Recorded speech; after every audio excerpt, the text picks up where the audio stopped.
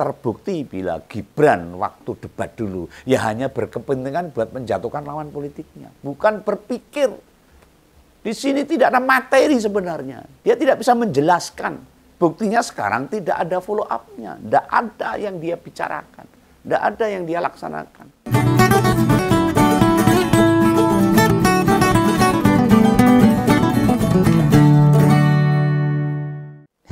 Ketemu lagi dengan Om Begawan di Ngompol Ngopini Politik ini.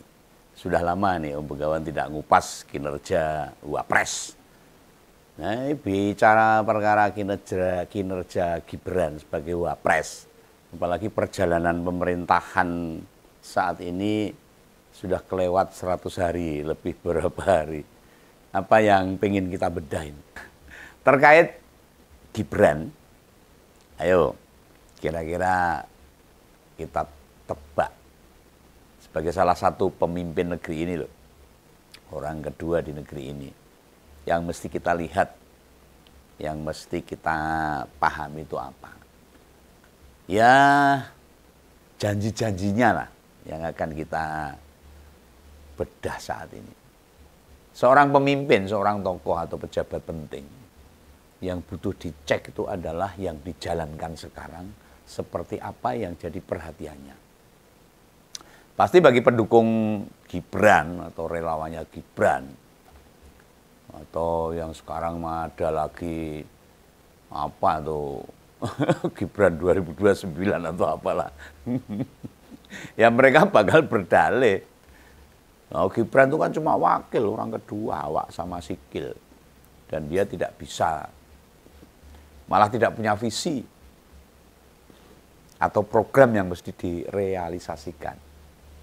Beda dengan presiden. Ya mau berargumentasi kayak apapun, faktanya di debat Pilpres yang lalu, tahun lalu, kan ada panggung adu gagasan cawapres. Ya toh? Selain capresnya ada cawapresnya. Masa waktu debat Pilpres, debat itu hanya sekedar tontonan? Tarung argumentasi, dan argumentasi itu hanya titipan. Kalau saya lihat dari apa yang diungkapkan Gibran waktu debat loh, bukan keluar dari pikirannya dia. Pasti dia tidak punya materi. Kita tahu kapasitasnya. Ya, yang tidak ada maknanya sama sekali kan nggak mungkin dalam debat itu. Kan itu debat itu kan janji, program. Ya kan? Dan semestinya sekarang ini kita melihat bagaimana perhatian Gibran pada apa saja yang sempat dia lontarkan waktu debat Pilpres untuk calon wakil presidennya. Dan kali ini biar mudah, Begawan hanya mau fokus pada bukti atau kasunyatanya, kenyataannya. Apa Gibran menjalankan omongannya waktu debat tahun lalu. Yang mau tak ambil dari debat ya hanya soal istilah dan juga singkatan yang kemarin diucapkan. Yang pakai gini-gini mengejek orang tua yang sangat tidak beradab dan tidak beretika. Ya soal istilah dan juga singkatan yang sempat jadi senjata itu, meskipun itu hanya titipan orang belakang.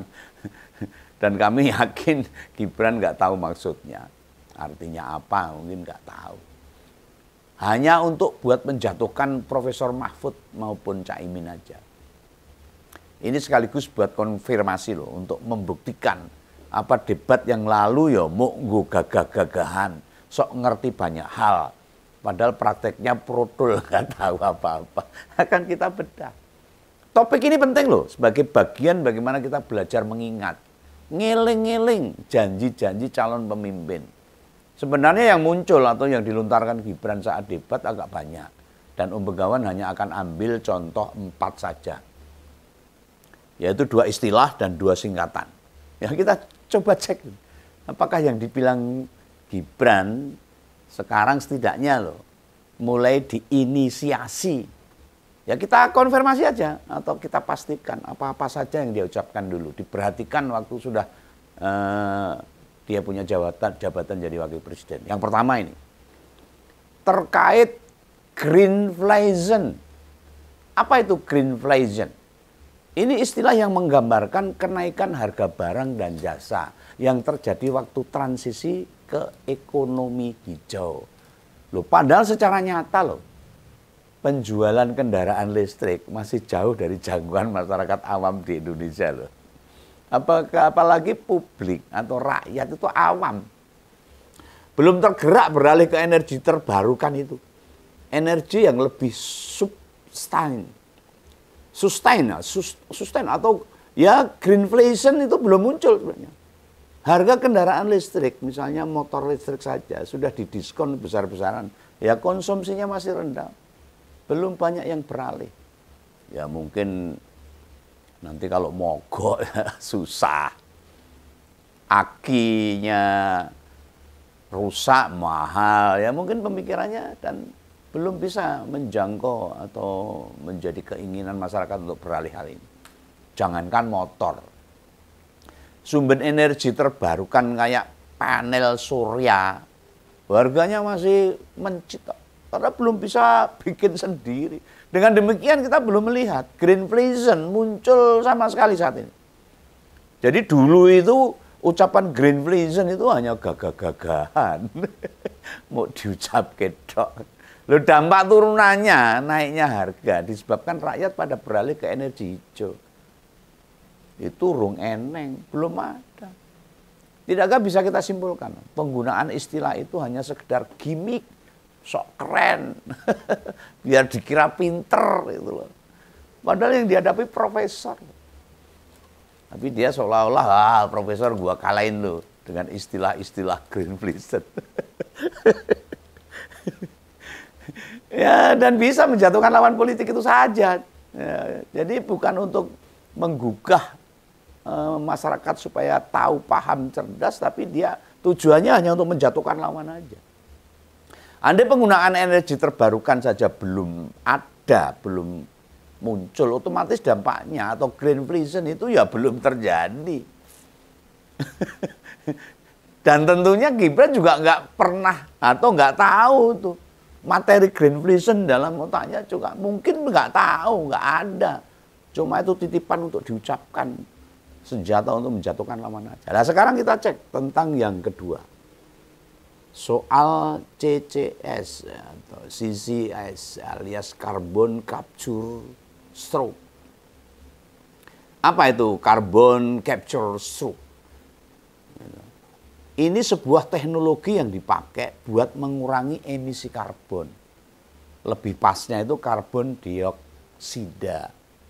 Nah, sejak awal tahun lalu kebijakan tentang implementasi kebijakan ini sudah dikeluarkan pemerintah melalui Perpres nomor 14 tahun 2024. Intinya begini, dengan adanya pemanasan global mesti diturunkan dengan mengurangi emisi karbon. CO2. Nah, teknologi buat menangkap CCS itulah yang diatur. Yang ngerti perkara ini biasanya ahli fisika dan ahli kimia maupun yang fokus pada perubahan iklim. Orang awan seperti kita ini, seperti Om Begawan, ya, tidak familiar. Gak pernah ada dalam otak kita. Gak mudeng lah perkara ini. Lah Om Begawan juga tidak yakin apakah Gibran juga bisa menjelaskan contoh konkret CCS yang sudah dibangun di Indonesia. Dan di bawah kemenangan kementerian apa nanti kalau ada. Intinya pemanasan global mesti dikurangi sehingga dikembangkan sebuah teknologi yang secara umum dinamakan CCS tadi. Apa Gibran juga apal itu? Apa isi Perpres 14 tahun 2024? Saya gak yakin. Dia akan ngomong sendiri kalau males belajar, males membaca. Om Begawan sempat nyoba nyari informasi. Adakah sebuah teknologi CCS yang secara nyata ada di negara kita? Jebul ya urung enek belas itu. Benar itu istilah ini kudu dikuasai. Tapi ini tidak perkara krusial alias mesti dipahami sebab kaitannya teknis. Yang jauh lebih penting bagaimana mensosialisasikan bahaya pemanasan global itu sendiri. Pengurangan emisi gas buang. Kendaraan-kendaraan bermotor, mobil dan sebagainya. Masuk pabrik-pabrik dan sebagainya. Meminimalisir kerusakan lingkungan Itu juga termasuk. Karena produksi oksigen jadi berkurang. Apakah Kompolnas pernah dengar Gibran berbicara atau sedang mendorong dibangunnya teknologi CCS di Indonesia itu? Kan blas rung tahu krungu. Jadi dulu tuh ya terbukti bahwa itu hanya senjata aja untuk menjatuhkan, tapi bukan sebuah pemikiran dia, narasi atau bahan yang ada di otaknya dia, materi yang dia kuasai, enggak. Sekarang kita coba kaji yang ketiga ini. Ini yo masih singkatan lagi. Kalau bahasa Indonesia itu SGIE atau SGAI kalau bahasa Inggrisnya. Atau kepanjangannya itu State of the Global Islamic Economy, alias laporan tahunan yang merangkum kondisi dan perkembangan ekonomi halal di seluruh dunia. Nah, gerakan-gerakan ini sudah didorong oleh Menparekraf itu periode lalu lah, Bung Sandiaga Uno. Nah, Bung Sandi ini mendorong adanya halal tourism, wisata halal, serta makin banyak wisata kuliner dengan sertifikat halal. Di sisi lain, isu ekonomi syariah juga jadi perhatian Wapres periode lalu yang dijabat oleh Kiai Ma'ruf Amin. Dengan perhatian yang serius pada tahun 2023, Indonesia berada di peringkat ketiga dalam SGAI itu. Di bawah Arab Saudi serta Malaysia. Lah pertanyaannya ini, pertinyi dari Begawan ini. Setelah 100 hari berlalu, apakah kita semua pernah baca atau mendengar atau melihat kabar Gibran bicara tentang isu-isu seputar SGAI? Ya coba kita tunggu. Apakah Gibran berani bicara misalnya tentang wisata halal? Wisata khusus yang diperuntukkan bagi kelompok-kelompok tertentu yang punya pemahaman, tidak bercampur dengan yang bukan muhrim. Loh ini penting loh kita ajukan loh. Kan dia yang nyebut-nyebut tentang peringkat ekonomi halal Indonesia. Kalau kita pengen peringkat kita berada di nomor 1 ditambah mayoritas warga Indonesia adalah muslim, gimana implementasinya? Gandeng dia ya ngangkat isu, dia yang ngomong. Ya kita tunggu saja pelaksanaannya, follow up-nya seperti apa. Hingga sekarang kan nggak terlihat jelas. Aktivitas orang kedua di Indonesia mendorong isu-isu itu kan nggak ada. Tidak ada bukti apapun. Gibran punya perhatian yang lumayan serius dalam hal ini. Oke, sekarang yang terakhir, keempat. Om Begawan mau nyebut istilah yang sangat relate, yang berkaitan erat sama Gibran. Apa itu? Yakni tentang hilirisasi digital. Nah, sebagai seorang milenial, Gen Z, kan penting banget dirinya membangun atau banyak mendorong berkembangnya dunia digital kita. Ada yang bisa sebutkan apa yang sudah dilakukan Wapres pada isu ini? Malah judul berkembang biak kayak amuba, judi online yang bisa merusak tatanan bangsa ini malah yang berkembang biak. Adakah event-event yang diselenggarakan oleh kantor Wapres misalnya buat mendorong atau menggairahkan dunia digital agar muncul developer muda yang bisa kita rasakan? Hampir semua elemen rakyat jadi konsumen semua kok di dunia digital. Bayar itu sama. Beli tok, beli pulsa tok. Rakyat kita itu jadi komunitas 15 detik yang mestinya nggak boleh dibiarkan pemerintah. Apa itu komunitas 15 detik? Ya masyarakat yang waktunya seharian banyak dihabiskan buat nonton TikTok, nyekrol video-video pendek, dan aktivitas itu menghabiskan mayoritas waktu mereka. Tidak hanya ibu-ibu rumah tangga, anak sekolah, bocah prasekolah, bayi nggak bekerja, jadi edik kecanduan TikTok. Kalau YouTube sih masih ada hal-hal yang penting yang bisa disampaikan untuk mendidik masyarakat. Mendidik hal politik, pendidikan politik, dan yang lain. Malah judul sekarang yang merusak. Nah, dampak turunannya dalam hilirisasi digital ini. Di otak mereka kemudian meniru-niru. Nyoba jadi konten kreator. Ya sebenarnya melinakan dari kehidupan mereka sendiri kok. Stres itu kalau mereka lama-lama. Nah, waktu dalam sehari itu mestinya kita manfaatkan untuk hal-hal produktif. untuk menghasilkan sesuatu, bukan malah dihabiskan hanya buat nonton TikTok aja. Dan saat ini semua terjadi. Nah, di mana isu hilirisasi digital? Apa Gibran peduli dengan candu yang ditimbulkan oleh chat-chat? Belas orang gagas. Apa dia punya perhatian bila banyak hal disajikan di HP, tidak dipikirkan? Itu berpengaruh dalam kehidupan warga negara kita loh. Jangan salah. Rakyat jadi malas bekerja, waktunya habis hanya nyekrol TikTok aja. Kecanduan atau sulit berhenti nonton. Saat bekerja pikirannya bola balik HP. Nah, kan parah banget itu. Lah isu hilirisasi digital yang sempat dilontarkannya dengan semangat seakan-akan dia materinya penuh, mestinya bisa jadi senjata, jadi alat buat memerangi atau menghadang serbuan produk-produk apapun dari luar negeri. Yang kemudian nanti bisa merugikan masyarakat kalau tidak dicegah. Dengan makin canggihnya teknologi, idealnya loh, kan dunia kerja kita makin produktif harusnya. Orang makin mudah bekerja, lebih banyak berkarya, dudu malah kelekaran karunya ke HP. Bener nggak? Belum ada aksi konkret apapun atas sesumbarnya Gibran dalam perkara hilirisasi digital.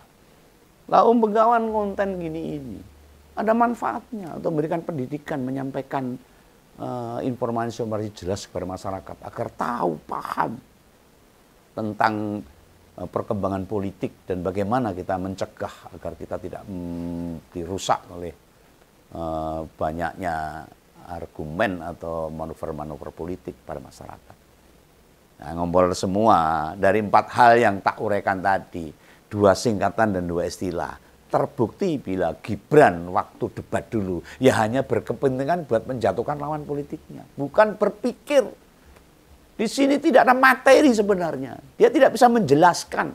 Buktinya sekarang tidak ada follow up-nya, tidak ada yang dia bicarakan, tidak ada yang dia laksanakan, tidak ada yang diimplementasikan.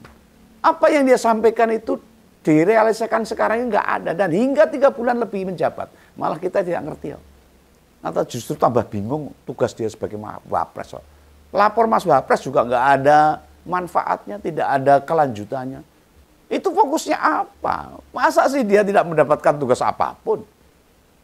Andai Pak Presiden tidak percaya kemampuannya, setidaknya ya ngecek baik lah misalnya, memastikan saja progres atau perkembangan sebuah program, atau memegang satu isu apa itu loh.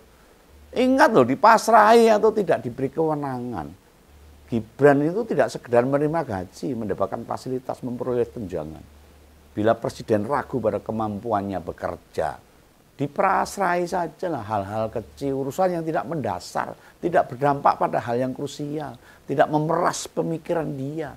Misalnya dia ngurus bidang koperasi, ngecek pekerjaan transmigrasi, atau diminta mengawasi isu-isu kepramukaan dan perpustakaan, kepemudaan, dan sebagainya lah. Kan dia tidak apa-apa, tidak berisiko. Yang banyak kita saksikan, dia hadir dalam lonceng-lonceng makan bergizi. Memantau program itu, tapi belas gak dapat sesuatu dari omongannya. Tekotok, wis, mulih gitu loh. Misalnya nih, makan bergizi meningkatkan kecerdasan anak misalnya. 0,5% dalam setengah tahun. Atau makan bergizi meningkatkan semangat belajar anak. Bisa juga dia mengatakan makan bergizi bikin orang tua siswa berkurang hutangnya. Kan contoh-contoh itu bisa disampaikan. Tapi nggak terdengar apa yang dia ucapkan. Itu semua nggak bisa dapat. Yang bisa kita baca. Kalau dia datang dimakan bergizi ya mau proses itu. Nggak ada hal lain. Orangnya kayak belas itu. Gumun ini Begawan ini. Yang model beginian masih disebut calon pemimpin masa depan. Ciloko lah kita. Lebih aja. Apa sih representasi? Indikator nyata. Setidaknya ciri-cirilah dia pemimpin masa depan. Lah nek mau karena usia, Gen Z, milenial, ya banyak politik muda seusia dia, malah lebih muda lagi yang punya gagasan lebih inovatif. Asbolah, memang kudu dihadapi tantangan kayak negara kita sing ngamburadul gitu.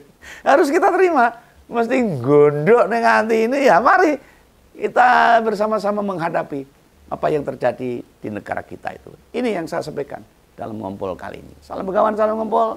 Jangan lupa subscribe ya. Dadah.